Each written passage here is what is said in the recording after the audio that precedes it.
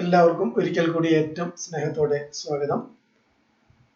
Class 12 ഫിസിക്സിന്റെ current electricity chapter 3യുടെ lesson 5 ആണ് ഇന്ന് നമ്മൾ ആരംഭിക്കുന്നത്.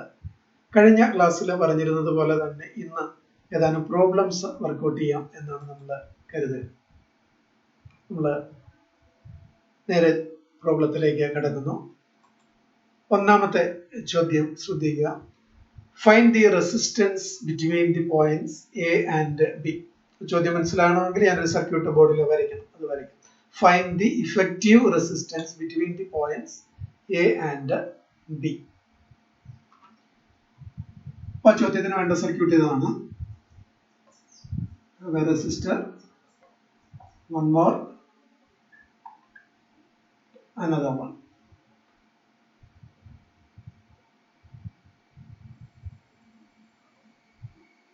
So you have a mesh or a network of resistors like this. All are identical resistors. Suppose it is 2 ohm each. Now the question is, what is the resistance between points A and B? ഈ ചോദ്യം ചെയ്യാനായിട്ട് വളരെ എളുപ്പമുള്ള ഒരു problem ആണ്. Series circuit represent ചെയ്യാൻ വേണ്ടിയിട്ട് സീരീസിനെ നമുക്ക് പ്ലസ് കൊണ്ടും പാരലിനെ ഇങ്ങനെ രണ്ട് വര കൊണ്ടും റെപ്രസെന്റ് ചെയ്യാം എന്ന് കരുതാം. അങ്ങനെയാണെങ്കിൽ ഈ കോമ്പിനേഷൻ എനിക്ക് ഒരു ഇക്വേഷൻ പോലെ എഴുതാൻ പറ്റും. നോക്കൂ, this 2 ohm and this 2 ohm they are in series. എനിക്ക് അതിനെ 2 plus 2 എന്ന് എഴുതാം. And this 2 and 2 in series, that combination is parallel to this 2. So, parallel to 2. അപ്പോൾ നമ്മൾ എഴുതി ഇത്രയാണ് 2 and 2 series that parallel to this 2. അതിൻ്റെ കൂടെ ഒരു 2 ohm series ഉണ്ട്, ഇപ്പുറത്തും ഉണ്ട് ഒരു 2 ohm series. അപ്പൊ ഈ നെറ്റ്വർക്കിനെ എനിക്ക് ഇങ്ങനെ എഴുതാം: 2 ohm series with a combination of 2 and 2 series with parallel to 2 ohm plus in series with 2 ohm. ഇത് കണ്ടുപിടിച്ചാൽ മതി. 2 plus the 4 parallel to 2 ohm plus 2. So this is equal to 2 plus 4 ohm and 2 ohm in parallel. That will give you 4 into 2 divided by 4 plus 2. 2 already. So R becomes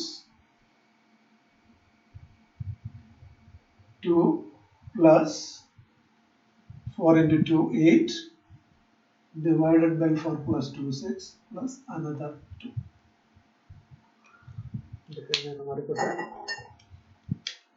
2 plus 2 4 and already plus 8 by 6, and 8 by 6 can be written as 4 by 3. Now that is 4 into 3, 12 plus 4 divided by 3 or 16 divided by 3 ohm. So that is the effective resistance between points A and B. ഇതൊന്ന് വായിച്ചോട്ടെ.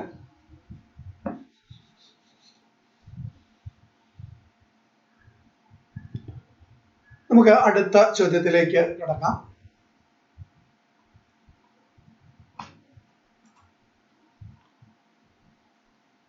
A uniform wire having resistance 20 ohm is bent into a circular loop.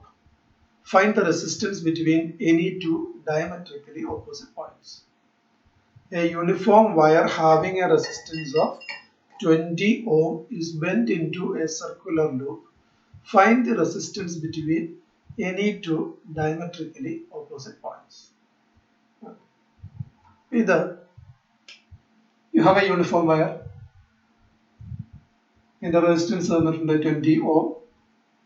നമ്മൾ bend ചെയ്തൊരു circle ആക്കി മാറ്റുന്നു. It will become like this. Diametrically opposite ആയിട്ടുള്ള രണ്ട് point ഞാൻ mark ചെയ്തു, A and B. ഇതൊരു സർക്യൂട്ടിന്റെ ഭാഗമാക്കിയാൽ നമുക്ക് ഇങ്ങനെ വരയ്ക്കാം. So the current comes to this point and goes like this. So when the current comes here, it will be split along these two semicircular loops. In effect, this becomes a combination of two resistors in parallel. This one and this lower semicircular loop. This loop in the resistance 10. In the resistance 10. The three another മനസ്സിലാക്കാനുള്ളൂ. തന്നിരിക്കുന്ന സിറ്റുവേഷനിൽ diametrically opposite ആയിട്ട് connect ചെയ്യുമ്പോൾ it actually becomes two 10 ohm resistors in parallel. So effective resistance will be 10 and 10 parallel. So that is 10 into 10 divided by 10 plus 10. So 100 divided by 20, or that will be equal to 5 ohm.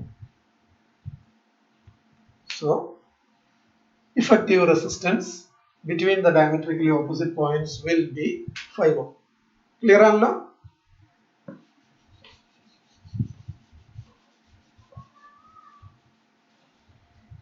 ഇതിന്റെ ഒരു തുടർച്ചയാണ് അടുത്ത problem. What about the resistance between the points P and Q? P and Q ഫിഗറിൽ കണ്ടല്ലോ. Resistance between points P and Q. അതെങ്ങനെ കണ്ടുപിടിക്കുക? ഇത് point P, point Q. 90 degree mark ചെയ്തിട്ടുണ്ട്. Now കറണ്ട് വന്നാൽ ഇതിലേക്ക് പോകണം. So between P and Q now also there are two parallel resistors. ശരിയല്ലേ? ഏതൊക്കെ? ഒന്ന് ഇത് സർക്കിളിന്റെ 3/4 ലൂപ്പ് ആണ്.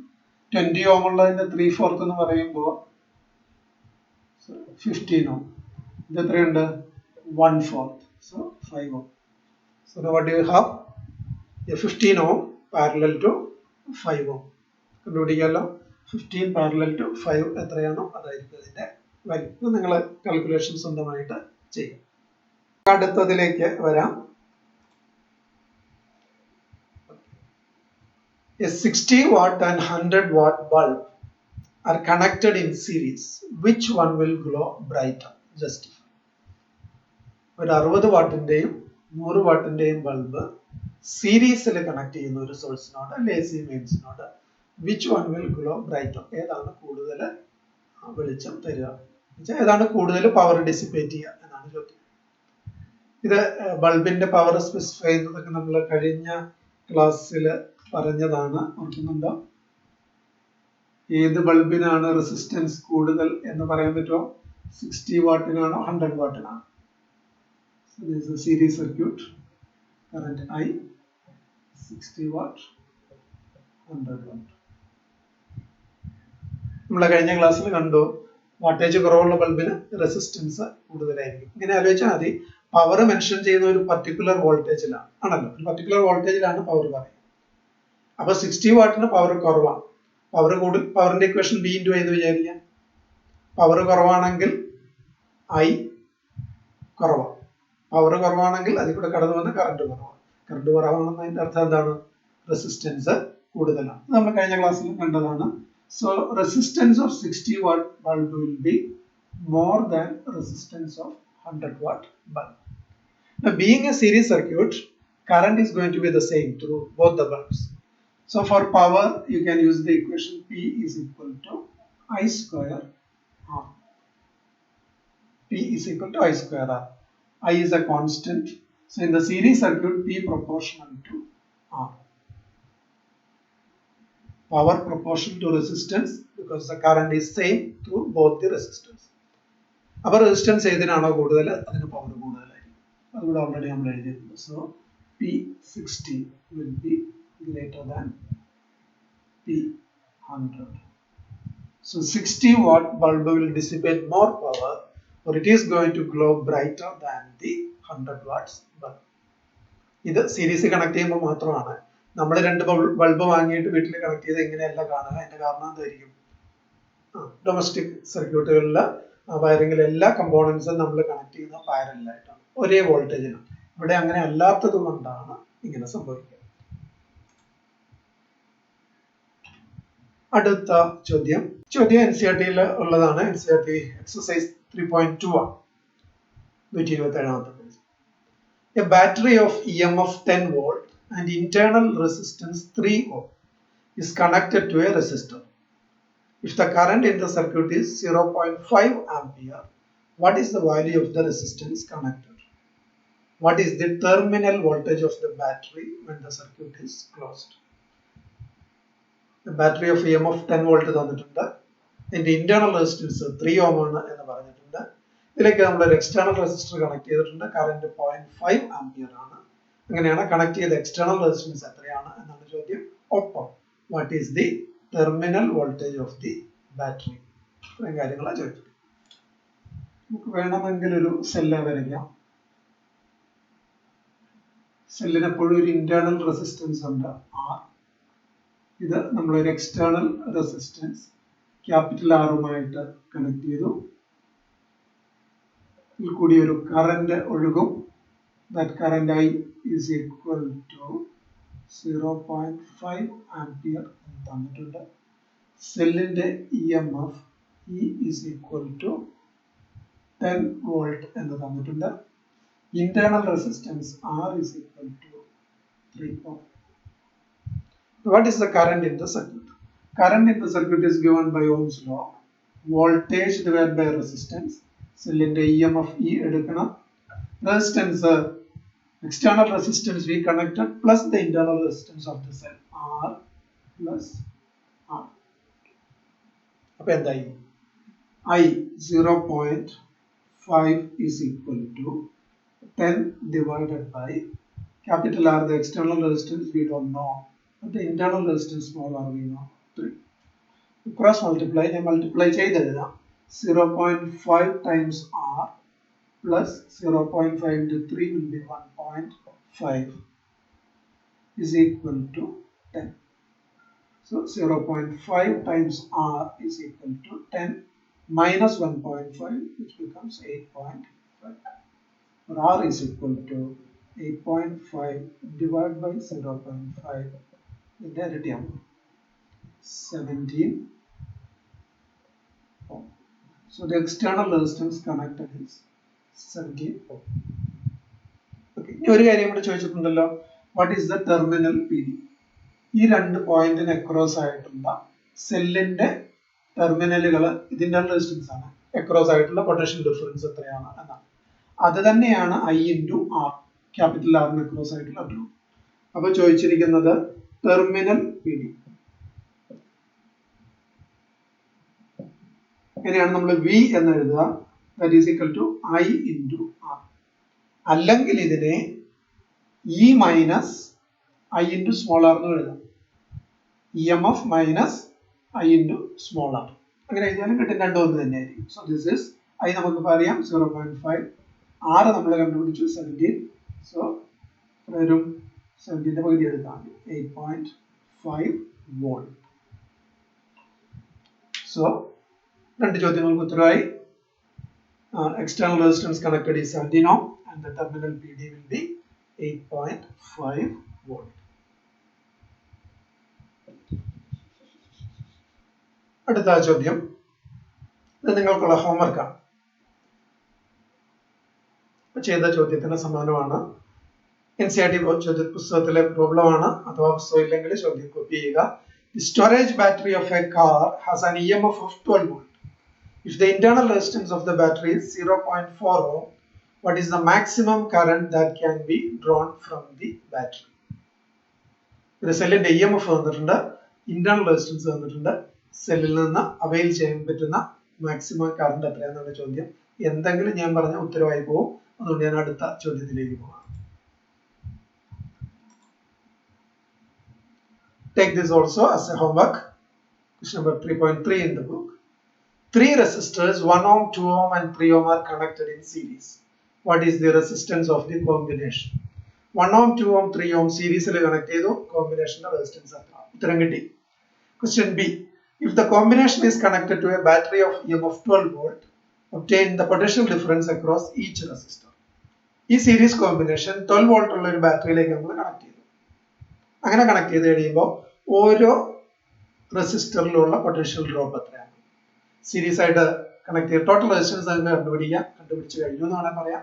അപ്പൊ നമുക്ക് കറണ്ട് അറിയാം. കറണ്ട് അറിയാമെങ്കിൽ റെസിസ്റ്റൻസ് R1 ഡ്രോപ്പ് എത്രയാ? I into R1. റെസിസ്റ്റൻസ് 2 അതേ കറണ്ട് ആണ്, I into R2 and so on. അപ്പൊ ഇത് നിങ്ങൾ കംപ്ലീറ്റ് ചെയ്യാം. We move on to the next problem, that is 3.4 in your text. 3 resistors, 2 ohm, 4 ohm and 5 ohm are connected in parallel. 2 ohm, 4 ohm and 5 ohm are connected in parallel. What is the total resistance of the combination? If the combination is connected to a battery of EMF 20 volt, determine the current through each resistor and the total current drawn from the battery. Okay. If the combination is connected to a cell of EMF 20 volt, what is the current through each resistor and what is the total current? Connected the resistors 2 ohm, 4 ohm and 5 ohm. Circuit വരയ്ക്കണം നിർബന്ധമില്ല, പക്ഷെ വരച്ചാൽ നമ്മുടെ ഒരു understanding നന്നാവും. അതുകൊണ്ട് നമുക്ക് വരയ്ക്കാം. Resistance R1, R2, R3. R1 is 2 ohm, R2 is 4 ohm, R3 is 5 ohm. All of them are connected in parallel to a 20 volt cell or battery. Now the current, being a parallel circuit, the current coming here will be split into 3. I1, I2, I3.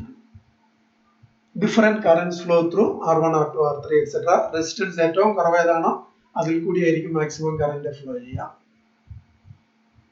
What about the potential difference? Parallel circuit and potential difference same. എല്ലാത്തിന്റെയും potential difference same ആണ്. I1 R1 equals I2 R2 equals I3 R3 equals 20 volt. ഒറ്റ സ്റ്റെപ്പിൽ ഇത് ചെയ്തു പോകാവുന്നതേ ഉള്ളൂ. Okay, so let me write I1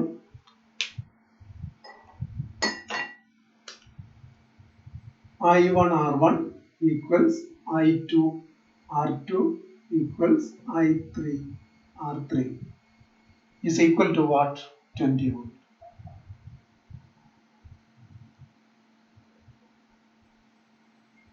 ആദ്യത്തെ ഞാൻ എടുക്കുകയാണ്. I1 into R1 is 2 equals 20. അപ്പോൾ ഇത് കിട്ടി I1 equals 20 divided by 2 and that is 10 ampere. I2 into R2 is 4 ohm is equal to again 20 and that gives you I2 is equal to 20 by 4 which is 5 ampere. I3 into 5 ohm is equal to again the same 20 volt and that gives you I3 is equal to 20 by 5 4 ampere. So the currents are 10 ampere, 5 ampere and 4 ampere through 2 ohm, 4 ohm and 5 ohm respectively. And what is the total current? I is equal to I1 plus I2 plus I3 which is equal to 10 plus 5 plus 4, that will be 19 ampere. That's a simple one. വയ്ക്കാലോ. അടുത്ത ചോദ്യം, exercise number 3.18 in your textbook. A steady current flows through a metallic conductor of non-uniform cross-section. Which of these quantities is constant along the conductor? Current, current density, electric field or drift speed? ഒരു കണ്ടക്ടറിൽ കൂടി study current flow ചെയ്യും. Study current flow ചെയ്യുന്നതിനർത്ഥം ഒരു constant potential difference apply ചെയ്തിട്ടുണ്ട്.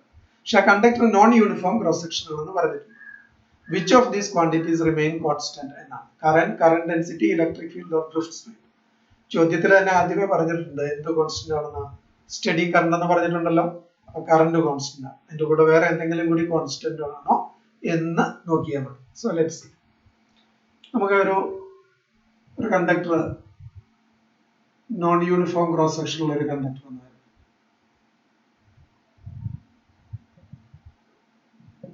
ഇവിടെയും current ഉണ്ട്. That current is also I. അതങ്ങനെ തന്നിട്ടുണ്ട്. ഇത്തരം ചോദ്യങ്ങളൊക്കെ ഡിസ്കസ് ചെയ്യുന്നത് ഈ കറന്റ് ഫ്ലോയും ഇലക്ട്രിക് കറന്റും ഫ്ലൂയിഡ് ഫ്ലോയും തമ്മിൽ ഒരുപാട് അനാലജിയാണ്, എക്സാക്ട് അനാലജി നമുക്ക് പറയാൻ കഴിയും. കറന്റിന് ഇപ്പോൾ വാട്ടർ ഒരു പൈപ്പിൽ കൂടി വെള്ളം ഒഴുകി പോകുന്നതും ഒരു കണ്ടക്ടറിൽ കൂടി ഇലക്ട്രോണിന്റെ ഫ്ലോയും തമ്മിൽ നമുക്ക് കമ്പയർ ചെയ്യാൻ പറ്റും. പ്രഷർ ഡിഫറൻസ് അല്ലെങ്കിൽ ഗ്രാവിറ്റി ഹെഡ് ആണ് വാട്ടർ ഫ്ലോ ചെയ്യാൻ കാരണമാകുക, പൊട്ടൻഷ്യൽ ഡിഫറൻസ് ആണ് ചാർജ് ഫ്ലോ ചെയ്യാൻ കാരണമാകുക എന്ന് നമ്മൾ പറയും. ഇത് ഫ്ലൂയിഡ് ഫ്ലോ ആയിട്ട് കണക്ട് ചെയ്ത് കഴിഞ്ഞാൽ നമുക്ക് ആൻസർ ചെയ്യാൻ വളരെ എളുപ്പമാണ്. ഏതൊക്കെയാണ് കോൺസ്റ്റന്റ് എന്ന് ചോദിച്ചു.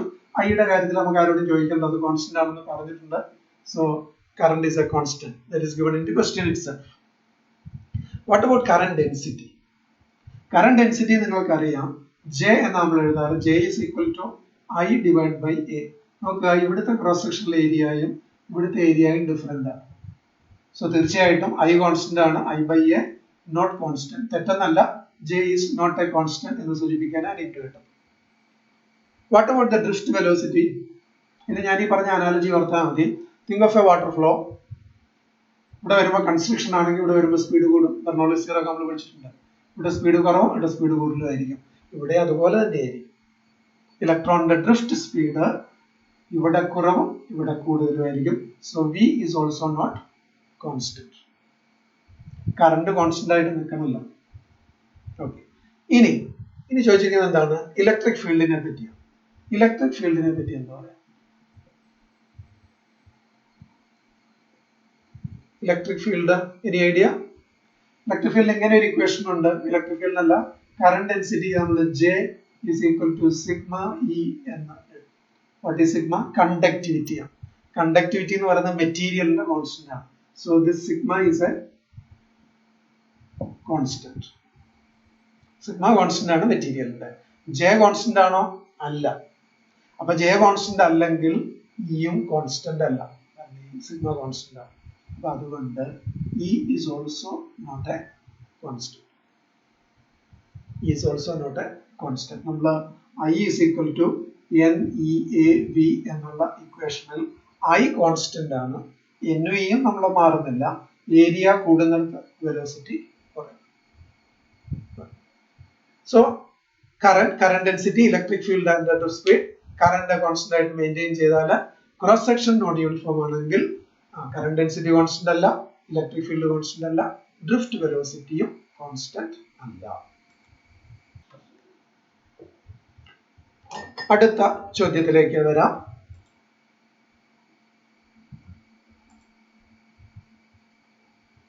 ഓക്കെ, ഇത് എനിക്ക് തോന്നുന്നു എന്റെ സഹായം നിങ്ങൾക്ക് ആവശ്യമില്ല ഈ ചോദ്യം ചെയ്യാൻ. തൊട്ട് മുമ്പുള്ള ചോദ്യത്തിന്റെ തുടർച്ചയാണ്. Question 9 part B. Ohm's law is Ohm's law universally applicable for all conducting elements? If not, give examples of elements which do not obey Ohm's law. ചോദ്യം ഇത്രയേ ഉള്ളൂ. Ohm's law universally applicable ആണോ? നമ്മൾ വളരെ ഡീറ്റെയിൽഡ് ആയിട്ട് discuss ചെയ്ത ഒരു കാര്യമാണ്. അല്ല. ഉത്തരം സ്വന്തമായിട്ട് നിങ്ങൾ എഴുതണം. Give an example of an element which does not obey Ohm's law. ഏതാണ്?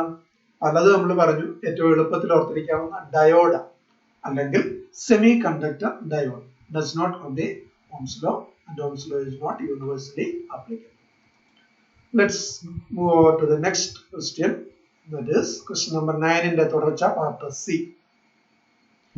A low voltage supply from which one needs high currents must have a very low internal resistance. Why? ഒരു ലോ വോൾട്ടേജ് സപ്ലൈ, എങ്ങനെയുള്ള supply? ആ സപ്ലൈയിൽ നിന്ന് we want to take or draw large currents. വളരെ high current provide ചെയ്യേണ്ട ഒരു സോഴ്സിന് internal resistance വളരെ ചെറുതായിരിക്കണം. സിമ്പിൾ ആണ്.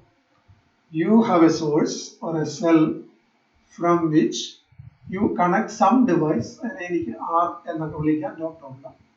This will have an internal resistance smaller. Now, what is the maximum current you can draw from a cell? What is the maximum current you can draw from a cell? I max is equal to, ഈ R വളരെ ചെറുതാകുമ്പോഴാണ് കൂടുതൽ current നമുക്ക് വേണ്ടി വരിക. Resistance കുറഞ്ഞ device connect ചെയ്യുമ്പോൾ വളരെ high current. അപ്പോൾ I max is E divided by EMF of the cell divided by R. അപ്പോൾ ഇത് വളരെ കൂടുതൽ വേണമെന്നാണ് പറഞ്ഞത്. The cell should be able to give you large current. Small R internal resistance കൂടുതലാണെങ്കിൽ കിട്ടാവുന്ന കറണ്ട് വാല്യൂ ലിമിറ്റഡ് ആണ്. അപ്പൊ ആർ ചെറുതായാൽ, ആർ എന്ന് പറയുന്നത് ഇന്റേണൽ റെസിസ്റ്റൻസ് ചെറുതാണെങ്കിൽ മാത്രമേ ഹൈ കറണ്ട് സപ്ലൈ ചെയ്യാൻ പറ്റൂ. അപ്പൊ അതുകൊണ്ട് low voltage supply should have very low internal resistance. ഇതിന്റെ തുടർച്ചയാണ് അടുത്ത ചോദ്യം. That is about a high tension supply or a high voltage supply. വളരെ കൂടിയ വോൾട്ടേജ് സപ്ലൈ ചെയ്യാൻ പറ്റുന്ന ഒരു സോഴ്സ് ആണ്. എക്സാമ്പിൾ പറഞ്ഞിരിക്കുന്നത് 6 കിലോ വോൾട്ട് ആണ്. A high tension supply of say 6 kilovolt must have a very large internal resistance. Why? The supply എന്ന വോൾട്ടേജിന്റെ പ്രശ്നമല്ല.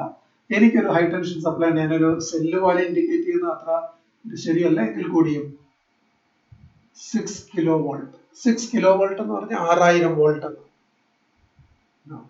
ഇതിനുണ്ടാവും ഒരു ഇന്റേണൽ റെസിസ്റ്റൻസ്. ഈ ഇന്റേണൽ റെസിസ്റ്റൻസ് ഹൈ ആയിരിക്കണം എന്നാ പറയുന്നത്. നമ്മൾ ഒരു സെല്ല് സർക്യൂട്ടിൽ അല്ലെങ്കിൽ ഒരു സോഴ്സ് സർക്യൂട്ടിൽ ഉപയോഗിക്കുമ്പോൾ ബൈ ആക്സിഡന്റ്, ഇതാണ് സെൽ, നമ്മൾ ഇതിനെ ഇങ്ങനെ കണക്ട് ചെയ്തു എന്ന് വിചാരിക്കുക. അടുത്ത സീറോ റെസിസ്റ്റൻസ് പാത്ത്. ഒരു സെല്ലിനെ ഷോർട്ട് ചെയ്യുക എന്ന് പറയും. അങ്ങനെ ചെയ്യരുത് എന്ന് പറയും. കാരണം സെല്ലിനെ ഷോർട്ട് ചെയ്യുമ്പോൾ എന്താ സംഭവിക്കുക? You offer a zero resistance or a very small resistance path, so the current will be very large. കാരണം ഇപ്പൊ സർക്യൂട്ടിലെ കറണ്ട് എത്രയാ? E divided by small R. Capital R practically 0. അപ്പൊ ഈ ഇന്റേണൽ റെസിസ്റ്റൻസ് ചെറുതാണെങ്കിൽ സർക്യൂട്ടിലെ കറണ്ട് വളരെ വളരെ വലുതായിരിക്കും.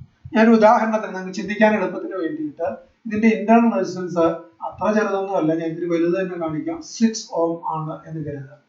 6 kilo volt and this battery assembly has a internal resistance of 60 ohm. അങ്ങനെയാണെങ്കിൽ ഞാൻ ഇത് ആക്സിഡന്റലി ഷോർട്ട് സർക്യൂട്ട് ചെയ്താൽ ഇതിൽ കൂടി ഒഴുകാവുന്ന കറണ്ട് എത്രയാണ്? I max is equal to 6 kilovolt E by R, and that is 6000 volt divided by internal resistance is 60 ohm, and that is 100 ampere. 100 ampere current എന്നൊക്കെ പറഞ്ഞാൽ ഈ വണ്ണമുള്ള ഒരു കോപ്പർ റോഡിൽ കൂടി 100 ampere കറണ്ട് പോയാൽ within seconds it will melt. High current ആണ്, അത് ചൂടായി മെൽറ്റ് ആവും, ഫയർ ഉണ്ടാവും, എക്സെട്ര. അപ്പോൾ ഇങ്ങനെ ഒരു ആക്സിഡന്റ് ഒഴിവാക്കാൻ, അതായത് high current, extremely high current ഒഴിവാക്കണമെങ്കിൽ ഇത് നമ്മൾ കണക്ട് ചെയ്യാൻ പോകുന്നത് എന്താ നമുക്കറിയില്ല. ഈ റെസിസ്റ്റൻസ് കൂടുതലാണെങ്കിൽ, ഇപ്പൊ ഇത് 60-ന് പകരം 600 ആണെങ്കിൽ സർക്യൂട്ടിലെ മാക്സിമം കറണ്ട് 10 ആണ്. So high tension supply needs A high internal resistance because even if you accidentally short circuit, meaning what? Even if you connect a very small external resistance, the current through the circuit should be kept to a limited maximum. അപ്പോൾ അതിനെന്ത് വേണം? Internal resistance കൂടി നൽകാം. Hope it is clear.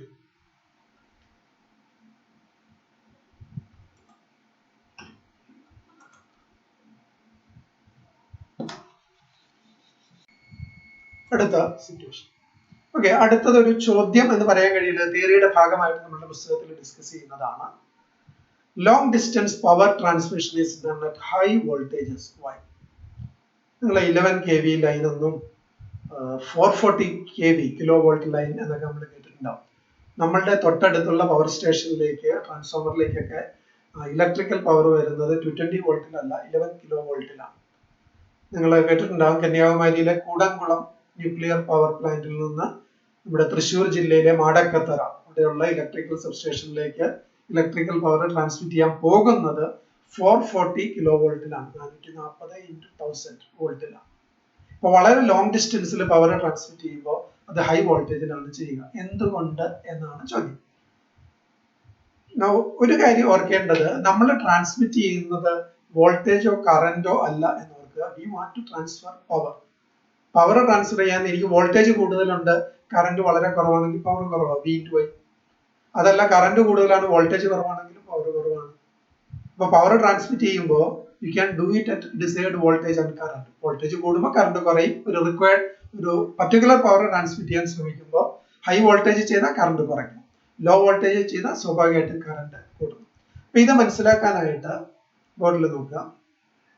നമ്മൾ power consume ചെയ്യുന്ന ഒരു device ഉണ്ട് എന്ന് കരുതുക. അതിന്റെ പവർ P ആണ്, V/I. ഡിവൈസ് എന്ന് പറയുന്നത് ഒരു ടൗൺഷിപ്പ് ആയിട്ടോ ഒരു ഫാക്ടറി ആയിട്ടോ എങ്ങനെ വേണമെങ്കിലും കരുതാം. അതിന്റെ പവർ ഇൻടേക്ക് എന്ന് പറയുന്നത് പി ആണ്, that is voltage into current. അപ്പൊ അതുകൊണ്ട് അത് കറന്റ് ഡ്രോ ചെയ്യാൻ പോകുന്നത് പി ബൈ വി ആണ്. ഫിഗറിൽ കാണാമല്ലോ. വളരെ ദൂരെ നിന്ന് ഇതിലേക്ക് ട്രാൻസ്മിഷൻ കേബിൾ വഴി അലൂമിനിയം കേബിൾ വഴി പവർ കണക്ട് ചെയ്തിട്ടുണ്ട്. കറന്റ് ട്രാൻസ്മിഷൻ കേബിളിൽ കൂടി വരേണ്ട കറന്റ് ഐ ആണ്. ഈ കേബിളിന് ഒരു റെസിസ്റ്റൻസ് ഉണ്ട്. ട്രാൻസ്മിഷൻ കേബിൾ അതാണ് ആർ സി എന്ന് എഴുതിയിരിക്കുക, resistance of the cable. P C എന്ന് പറയുന്നത് ആ കേബിളിൽ നഷ്ടപ്പെടുന്ന എനർജിയാണ്. കേബിളിൽ എനർജി നഷ്ടപ്പെടാൻ കാരണം കേബിളിൽ കൂടി കറന്റ് ഐ ഫ്ലോ ചെയ്യുമ്പോൾ അതിനൊരു ഫൈനൈറ്റ് റെസിസ്റ്റൻസ് ഉണ്ട്. എവിടെ റെസിസ്റ്റൻസ് ഉണ്ടോ കറന്റ് ഫ്ലോ ചെയ്യുമ്പോൾ I square R എന്ന് പറയുന്ന എനർജി ഡിസിപ്പേറ്റ് ചെയ്യപ്പെടും. So energy lost or dissipated in the cable is I square into RC. I എന്ന് പറയുന്നത് അതിൽ കൂടി ഒഴുകുന്ന കറന്റ്, RC എന്ന് പറയുന്ന റെസിസ്റ്റൻസ് ഓഫ് ദി കേബിൾ. ഈ കറന്റ് എങ്ങോട്ട് പോകുന്ന കറണ്ടാണ്? കറന്റ് നമ്മുടെ ഡിവൈസിലേക്ക് അല്ല ടൗൺഷിപ്പിലേക്ക് പോകുന്ന കറണ്ടാണ്. ആ കറന്റിനെ എനിക്ക് പി ബൈ വി എന്ന് സബ്സ്റ്റിറ്റ്യൂട്ട് ചെയ്യാം. അപ്പൊ സബ്സ്റ്റിറ്റ്യൂട്ട് ചെയ്താൽ power dissipated P C in the cable is P by V substitute ചെയ്തു, P square by V square into R C. ഇതിൽ പി എന്ന് പറയുന്നത് നമ്മുടെ ഡിവൈസിന്റെ പവറാണ്, പി സി എന്ന് പറയുന്നത് കേബിളിൽ നഷ്ടപ്പെടുന്ന പവർ. നൗ ഈ ഇക്വേഷനിൽ നിങ്ങൾക്കറിയാം പി എന്ന് പറയുന്നത് ഡിവൈസിന്റെ പവറാണ്, ദാറ്റ്സ് എ കോൺസ്റ്റന്റ്. വി എന്ന് പറയുന്നത് അതിന് കൊടുക്കേണ്ട വോൾട്ടേജ് ആണ്, ആർ സി എന്ന് പറയുന്നത് കേബിളിന്റെ റെസിസ്റ്റൻസും ആണ്. കേബിളിന്റെ റെസിസ്റ്റൻസ് ഫിക്സ്ഡ് ആയി, പവർ ഓഫ് ദി ഇൻസ്ട്രുമെന്റ് അതും ഫിക്സ്ഡ് ആണ്. അപ്പൊ അതുകൊണ്ട് P C is proportional to 1/v square. അഥവാ transmission loss or power loss in the cable is inversely proportional to square of the voltage at which power is transmitted. അപ്പൊ വിയുടെ value വളരെ കൂടിയാൽ ഈ power lost in the cable നമുക്ക് minimum ആയിട്ട് നിർത്താം. അപ്പൊ അതുകൊണ്ടാണ് power is transmitted at higher voltages to reduce in order to reduce transmission loss or ohmic loss in the cable. എങ്കിൽ പിന്നെ വീട്ടിൽ ഇങ്ങനെ ചെയ്തുകൂടെ എന്ന് ചോദിച്ചാൽ ഹൈ വോൾട്ടേജസ് ഇൻസ്ട്രുമെന്റ്സിലും ഡൊമസ്റ്റിക് സപ്ലൈയിലും യൂസ് ചെയ്യുന്നത് അപകടകരമാണ്. കാരണം വളരെ ഹൈ വോൾട്ടേജ് ഈ കണ്ടക്ടർ ഓർ 11 kV അല്ലെങ്കിൽ 10 kV തൊട്ടടുത്തൊരു കണ്ടക്ടർ വന്നാൽ അതിനിടയിൽ ഇലക്ട്രിക്കൽ ഡിസ്ചാർജ് ഉണ്ടാകാം, അവിടെ ഫയർ ഉണ്ടാവാം, ബേണിംഗ് ഉണ്ടായി, can cos accident at any time.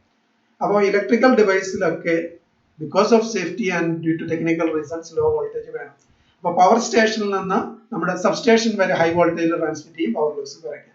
ഇൻസ്ട്രുമെന്റിലേക്ക് അല്ലെങ്കിൽ ഡൊമസ്റ്റിക് സപ്ലൈക്ക് മുമ്പിൽ അതിനെ ലോവർ വോൾട്ടേജിലേക്ക് ഡൗൺ ചെയ്യും. അത് നമ്മൾ പിന്നീട് പഠിക്കും, എ സിയിലെ ട്രാൻസ്ഫോമറൊക്കെ പഠിക്കും. ഇത് മനസ്സിലായി എന്ന് കരുതുന്നു. ഇത് കുറച്ചുകൂടെ ലളിതമായിട്ട് ചുരുക്കി വേണമെങ്കിൽ ഇങ്ങനെ പറയാം. ഒരു കേബിളിന്റെ റെസിസ്റ്റൻസ് ആർ സി ആണെങ്കിൽ അല്ല കറന്റ് ഐ ആണെങ്കിൽ ട്രാൻസ്മിഷൻ ലോസ് എന്ന് പറയുന്നത് I square into RC, resistance of the cable. അപ്പൊ ട്രാൻസ്മിഷൻ ലോസ് കുറയ്ക്കണമെങ്കിൽ കറന്റ് കുറയ്ക്കണം. കറന്റ് കുറച്ച് നിർത്തണമെങ്കിൽ ഒരു ഗിവൺ പവർ ട്രാൻസ്മിറ്റ് ചെയ്യുമ്പോൾ വോൾട്ടേജ് കൂടണം. Because power is V into I. So I square R is the cable loss. To reduce I, you have to increase V for a desired power to be transmitted. ഇന്നത്തെ ചർച്ച നമുക്ക് ഇവിടെ അവസാനിപ്പിക്കാം. Covid ഭീതിയിലാണ് നമ്മളെങ്കിലും നല്ല ദിവസങ്ങൾ മാത്രം എല്ലാവർക്കും ഉണ്ടാകട്ടെ എന്ന് മാത്രം ആശംസിച്ചുകൊണ്ട് നിർത്തുന്നു. നന്ദി.